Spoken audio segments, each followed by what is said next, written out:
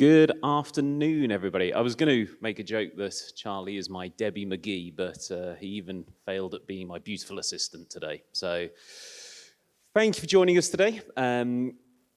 We are here to take a little bit further from some of the great content that you've seen from Sumedh, Mayaresh, from Shailesh, who have been talking very much about risk operations centers, about how do we help, as an organization, reduce down the attack surface to be able to reduce your risk within your businesses. Now, the fact of the matter is, as Sumedh said before, is that not every organization is going to be able to, build their own ROC. They're not all going to have the resources to be able to deliver that. So what we've decided to do is to bring some of our most strategic and valued partners from across EMEA to talk about how they can help organizations to create these risk operation centers, and then also, provide the management around it as well, which I think is going to be hugely important as we move forward.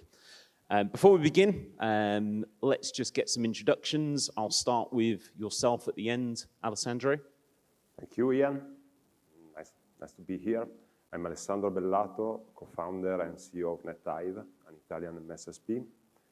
Nethive was established about 11 years ago with a clear and simple mission: make cybersecurity services simple, effective, and outcome-driven. Currently, our team is made of more than 50 technicians between security engineers and DevOps. We have about 30 and 20 because we believe that integration is our main mission. We are partnered with Qualys. We have been partnered with Qualys for 8 years, and we are proud to be between the first member of mROC Alliance. Perfect. Thank you very much. Nathan? My name is Nate Schock. I'm the Global Director for Vulnerability Management and Risk-Based Proactive Cybersecurity at Kudelski Security. We're based out of Jussau, Switzerland, and we run global services based on MDR and proactive cybersecurity methods. We focus primarily on making sure that our clients understand that these two concepts are two sides of a single coin, and you have to do both in order to effectively run cybersecurity. We have roughly 250 analysts across MDR, across advisory services, and we have SOC centers all across the world, and our advisory services are primarily focused out of EMEA and the US, but we currently serve globally. Perfect. Thank you. Duncan? Hello, good afternoon, everyone. So I'm Duncan Bradley, so I'm the UK practice leader of Kyndryl. A new name to lots of people, even though we are now 3.5 years old. We were the spin out from IBM, the Global Technology Services, about, as I say, 3.5 years ago. So we are the best practice of Kyndryl, the security resiliency practice. Very similar to you guys, very much responsible for the whole portfolio of NISTs, all the way from detect to recover. Being part of that wider GSI ecosystem, we have quite a lot of responsibility to ensure that we take our cloud workloads, for example, to production vulnerability free. And this is where we've been working very, very hard with Qualys over the last few years to build this sort of concept of you can't patch everything all of the time. You have to prioritize what you're going to patch, and building this into the culture of both our customer and our delivery teams. Perfect. Thank you. And last but certainly not least, Murali? Good afternoon. My name is Murali Konasani. I'm coming from UAE. Basically, we are a technology solutions company based out of Middle East. UAE primarily, Qatar, India also. Basically, enterprise customers that we serve there, almost about 800 plus. We're about an 80-member team spread across. It's been 18 years since we are in that market. We're also a very strong Qualys partner. Almost 80 years partnership we have built over progressively. And recently, we're also part of the mROC program as the inaugural partner. Cool, thank you. And for anybody who doesn't know me, I'm Ian Ashworth, the EMEA Channel Director, and also quite irrelevant to this conversation because I am here to effectively moderate this panel which I think you probably understand now, having heard what their background is a very good cross-section of the types of partners that we work with and who can probably give you the best idea of kind of where we're moving towards as well. So to start you off, and I will pick on Nathan to begin with. By the way, they didn't know where I was starting, so it's going to be good fun to see where this goes. What are the biggest challenges that you're seeing your customers face today in the market, and how are you then helping to reduce down that risk and service attack management? So the biggest challenge we've seen, and the entire reason I've started this practice at Kudelski, is that most of our clients are focused on the reactive. MDR is the big word, right? People want to focus on how they can reduce spend on MDR, how they can make sure that they're validating what they're spending on MDR is actually effective. They look at vulnerability management, risk reduction, these proactive cybersecurity things like pen testing, breach attack simulation, as cost centers. And they're not looked at as value adds. What we're trying to do is show how not only are those services protecting valuable assets and quantifying how much they're protecting, but also that we're reducing the spend on MDR, that these proactive services, this vulnerability management, this risk management is the other side of the coin for MDR, that we're making sure by doing this, you're stopping the problems before they become incidents. It's very easy to quantify incidents. It's very easy to say, we've stopped a breach that costs this much, or we've isolated this incident that could have costed this much, that could have brought down these services. It's very hard to quantify, we stopped these problems before they were problems. So that's our biggest issue, is coming up with how we're going to quantify these very expensive services and make sure that they understand the value of them, and that we need to make sure we're paying attention to the proactive side of the program. Perfect, thank you. I mean, Alessandro, would you like to add to that? Because I know obviously with where you're coming from as well. Sharing conversation with large customers like hospitals and critical infrastructure operators, the first point is still the same, asset inventory. So their environment is spreading between data center, cloud providers, SaaS application, and different classes of IoT and OT devices. So having a real-time authoritative asset inventory, maybe linked to the CMDB, is still the first point. So you cannot protect what you don't know. And they are really struggling because very often different asset classes are managed by different teams. For example, in the healthcare industry, you have the IT guys and the clinical guys that have managing different types of devices. And you need the holistic vision in real time to better calibrate the risk evaluation in this kind. Yeah, no, very good point. Duncan, you were looking at me to say something. Yeah, I was going to say, and you raise a really valid point about most of my teams and customers get bored of me talking about the watermelon, where we spent too long sort of reporting success against a known set of assets that are in our security tools. So, you know, I get really cross with my internal delivery teams where we say, we're hitting 99%, we must be doing a really good job. Where in reality, that's 99% against what we can see in Qualys or we can see in whatever security tool. You then go and look at how many endpoints they've got in their CMDB. You're seeing 10, 15% more, which are going unprotected. And then you do a network scan and you find another 15, 20% of assets on top of that that are totally unprotected. There's no point really securing the front door if you're leaving the windows open. So it's really about, I think this is one of the real exciting bits of this, of mROC and bringing true risk all together, is that you can then identify assets more cleanly, synchronize between Qualys and ServiceNow or whatever CMDB you're using, and then be able to bring this full picture of what your posture is, and then, again, prioritize that expenditure to go and remediate those assets. Okay, Murali, I know you also wanted to add into that as well. Definitely. To add to them, actually, I see two major challenges. Most of the organizations that I work with, basically I come from, like I said, Middle East part of the region. The technical security debt is adding up. So let me explain. From the risk identification to risk remediation, the timeline is increasing. It's mainly because not that organizations do not have tools. They have many more tools than they could effectively operationalize. That is one major problem. And each of that particular tool is giving its own version of what is very critical problem to their business, right? Now, superimpose that to the attack surface that is increasing in every organization today. Every organization today adding more data, more service footprint. Technically, they're there everywhere in the cloud, so that is actually increasing also attack surface, right? Now, there is, put together, what is happening is organizations are not able to identify what is real priority to their business, in my opinion, right?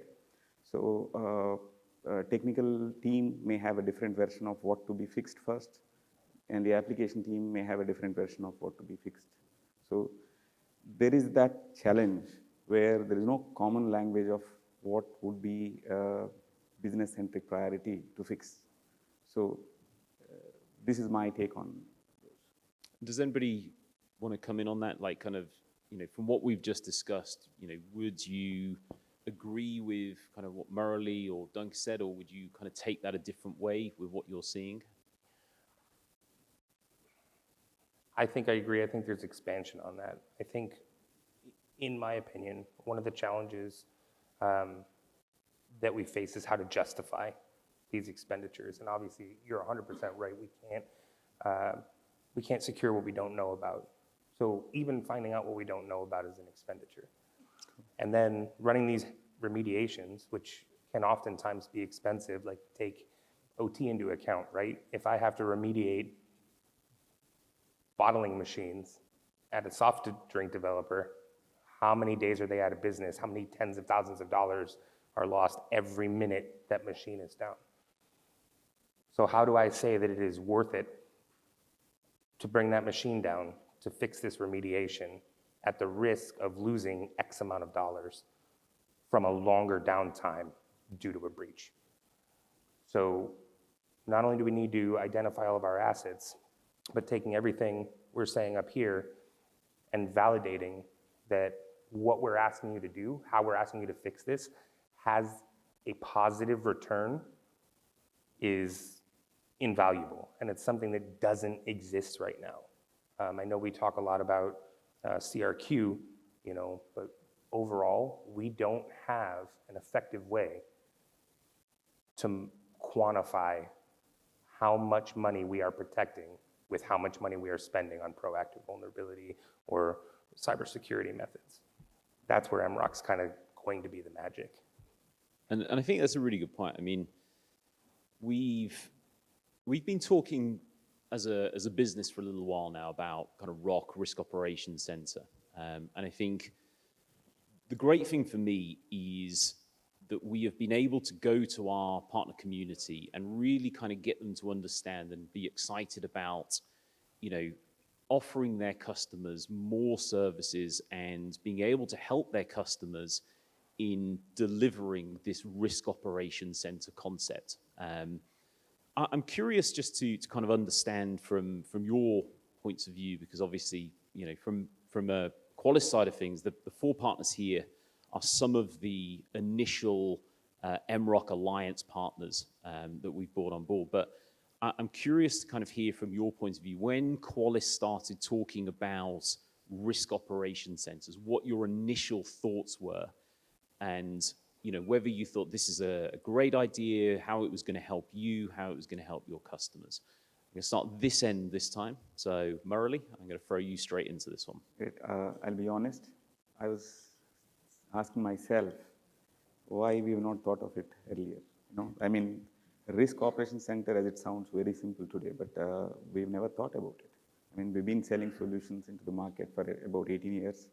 Yeah, there are CRQs, there are other remediation programs, other good cool to have tools that we're selling, but if you are able to go to the customer today and able to tell him that we are able to fix majority of your business problems by prioritizing and adding your business context and be able to give a solution as a, let's say, as a service package, they would love it. I mean, if you ask me, it's a brilliant idea. The way I see it is, I would say it's going to be a game changer, the way I see from the market where I come from.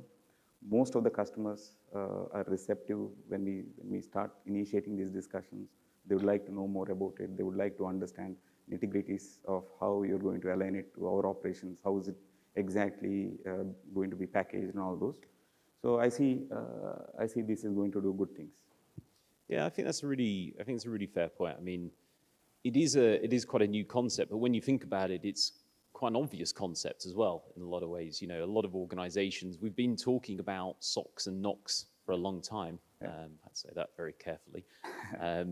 You know, and it's definitely something which is almost so simple that it's kind of worked so well and resonated so well. Alessandro, I mean, in Italy, you know, obviously very different market from what Murali's in. You know, you are very much focused on CRQ as well, but where do you see this fitting into your area as well? The first reaction was the Italian word finally, because we believe that risk evaluation is the core value for the customers. So we use risk evaluation today, and we will translate it into the Qualys platform for comparing different type of remediation, for example, and driving the communication with the customer. I think that is the core value. The concept is very simple, but at the same time very effective. The Italian market has a level of maturity very different compared to UK and probably also to UAE, but the problems are the same. So we work in a limited resources environment. IT teams, internals, and third parties are always overloaded. And so you need to lead the way for the customer, showing it in terms of risk reduction, what is most effective on the business side. Yeah, and I think, again, a great point, Alessandro, for all of the things that the risk operations center could do, you know, when you kind of boil it back to that kind of mROC philosophy, effectively this is helping organizations who are already kind of resource poor to be able to deliver these services, to be able to deliver, you know, the ability to reduce their risk as an organization, you know, on a daily basis, but also then to be able to enable their CISOs to have those conversations with the board, the CEOs, etc. As kind of Duncan said, he's from Kyndryl, which is a spin-off of IBM. You know, IBM are very great, you know, well known for their services, but, you know, Duncan?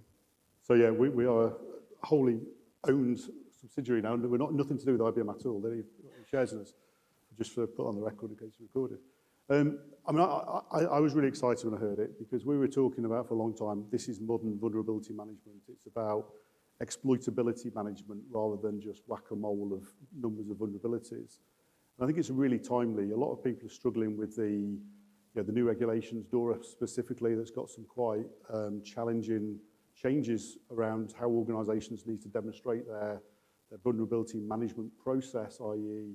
they're going from monthly reportings of how many they've got, of counts, to the exploitability of a lot of those vulnerabilities, and they've got to demonstrate that to the regulators. So I think it's a really timely announcement. It almost makes vulnerability management sexy again. But I think I really like what you were saying earlier on around we've got to get away from whack-a-mole in terms of how many times have we worked weekends and Tuesday evenings when we've had 0 days come out for no value at all to the organisation apart from a compliance tick box exercise. This is about allowing us to then focus that effort on what can actually be exploited to reduce that posture. I think this is, I think risk management within security is now becoming a really mature subject. I think because investment is getting tighter. No longer has CISO got an unlimited budget. So they've got to prioritise that spend, and by giving that risk back to the business to say, we can do this and reduce this amount, or we can do that and only reduce it by this amount, is putting the decision-making back into the business and freeing up that CISO from having to gamble with the company's security.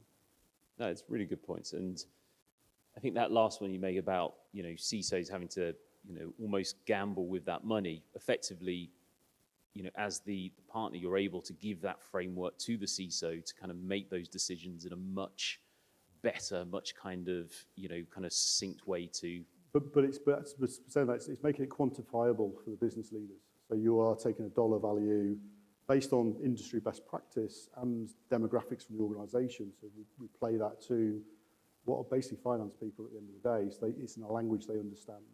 And I think that's what makes it so powerful. Yeah, 100%. Nathan, just to kind of bring you in onto this as well, because your organisation has been also delivering a risk operations centre already.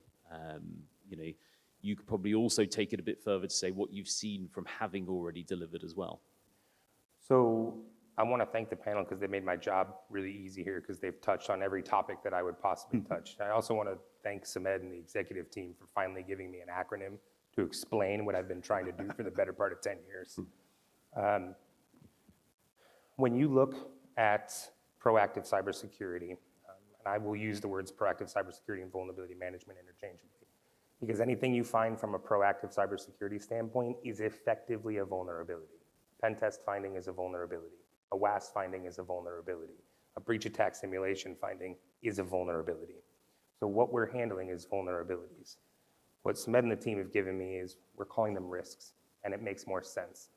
As proactive cybersecurity professionals, or just cybersecurity professionals in general, it is our job to educate our business users on the risk that is inherent in these vulnerabilities. And in doing so, we give their leadership the ability to educate the executive teams so that they can make the statements and the claims needed to invest in these things. For years, we did this by using number of vulnerabilities. We have 10,000 critical vulnerabilities, which is frankly just a really good way to give an executive a heart attack.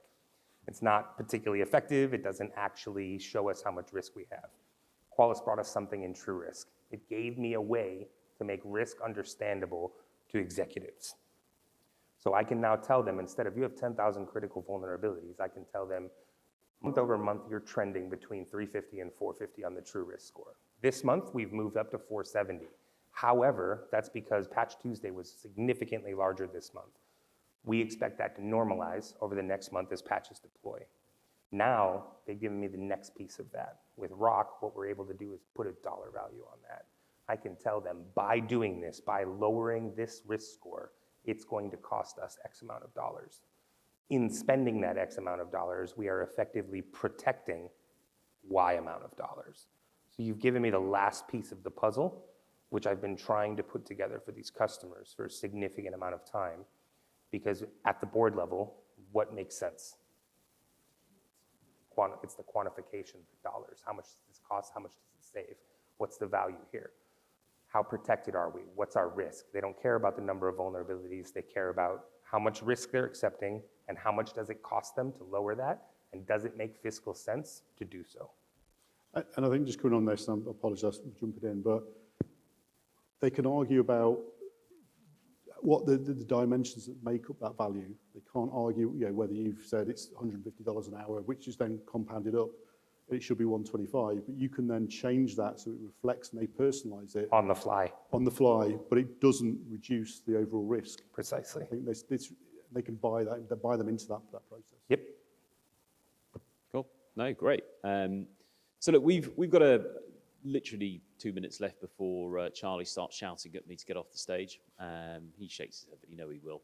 So I just want to kind of finish on, if there's one piece of advice that you would leave, our audience with around, this whole kind of topic of, risk operations center, managed risk operations center, from your point of view, what would that one piece of advice be?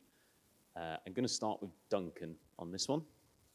It would be to do a validation between the numbers of assets or endpoints that your teams are saying they're patching and your actual feel of the actual organization. I've got an organization that I work with, they've got 110,000 endpoints or employees, they've all got probably 2 endpoints that need protecting. In the tools, there's only about 80,000 numbers being reported. They've got a huge exposure there that's not been managed. Bringing it into this type of platform to be able to show that is where you're going to make a real difference and get the investment you need. Cool, perfect. Murali? So I would say if you're able to talk back to your team or maybe to your customer, one question that can trigger a lot of value and also make this mROC more relevant to partners and customer would be, ask this question, which 5% of the vulnerabilities or let's say risks that they see are going to be directly related to the problems, 95% of the problems that your business is exposed to, right? So if that language, if we can facilitate, I mean, if you could ask and if you could communicate in that language, I guess it's going to be a thing that they would love to, in fact. No, great. Alessandro? From my point of view, for not being just another score, the first step is sharing with the customer the importance of risk. How is it calculated, leaving some room for customization. Because every industry is different. So you should adjust the risk scoring criteria to the customer. Yeah, that's a great point. I mean, not every risk is the same. So, you know, almost having that customization is a fantastic point. Nathan? Again, I think the panel has done a really good job of covering the things that I would really call out. The one thing that I don't think we've touched on, and something I advocate for all the time, is that as cybersecurity professionals, we have to take a very serious understanding that we're educators. It's our job to take these risk scores and explain to not only the business, but our executives what they mean, how they work. What does this risk mean for the business? When we partner with them in this way, we can help them understand how to bring these things to their teams and their boards and actually get effective actions. With a tool like mROC, now we can put dollar values on that. Now we can give them the math they need to push that message. So if we do our jobs in educating them on the risk and the technical part of these, because these are frankly very intelligent individuals as business leaders, they're just not necessarily technical. They're not necessarily cyber individuals. So if we can fill that knowledge in and then use the kind of numbers that mROC is giving us, we can drive reduction in risk. More so, we can drive understanding of the risk that they've currently accepted. No, I think it's great. So I just want to say a huge thank you to you 4 gentlemen for coming up and talking. Also to Duncan for saying that vulnerability management is now sexy again. So that's not even Qualys saying that. So thank you very much, gents. Much appreciated. And yeah, thank you very much. Thank you very much.